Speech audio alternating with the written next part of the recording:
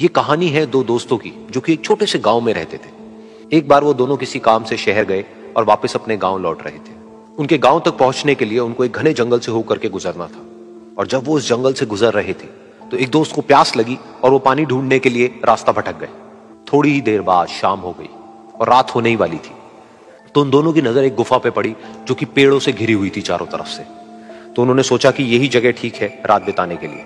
तो दोनों ने कुछ लकड़ियां इकट्ठी करी, उस गुफा के अंदर गए और आग जला करके वहां पे बैठ गए। रात का वक्त था, गुफा के अंदर आग जल रही थी, बाहर बिल्कुल अंधेरा था और कुछ जानवरों की आवाजें आ रही थी। तो उन दोनों में से जो एक दोस्त था वो अंदर ही अंदर डरने लगा, क्योंकि उसने भूत प्रेतों की बहुत कहानियां सुनी थी कि रात के वक्त जंगल में कुछ भयानक आत्माएं भटकती हैं और अगर उनको कोई ऐसा भटका हुआ आदमी मिल जाए तो उसको नहीं छोड़ती।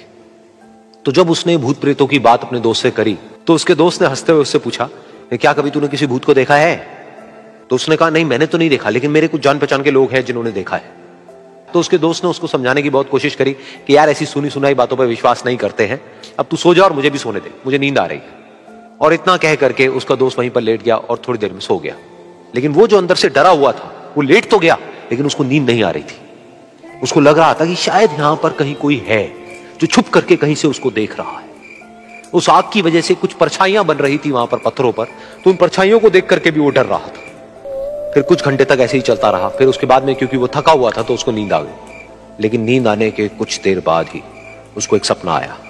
सपने में उसको एक बहुत ही भयानक परछाई उसकी तरफ बढ़ती हुई नजर आई। अब जैसे जैसे वो अंदर से डरता चला जा रहा था, वो परछाई उसके और पास आती चली जा रही थी और बड़ी होती चली जा रही थी। और उस परछाई में एक हाथ उसको नजर आया जिसके बड़े बड़े नाखून थे, और वो हाथ उसकी तरफ बढ़ता चला गया और उसके गले तक पहुंचने ही वाला था कि तभी वो डर करके एकदम से उठा।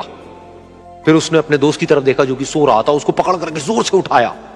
फिर उसने अपने दोस्त को बताया कि उसके साथ में क्या हुआ। तो उसका दोस्त फिर हंसने लगा। फिर उसके दोस्त ने उसको कहा, अब अगर दोबारा से तुझे वो परछाई दिखे तो तू वही कहियो जो मैं तुझे कह रहा हूं कहने के लिए, फिर देखते हैं वो परछाई तेरा क्या करती है। तुझे अपने अंदर ही अंदर बोलना है, मैं तुझसे नहीं डरता, सामने आ।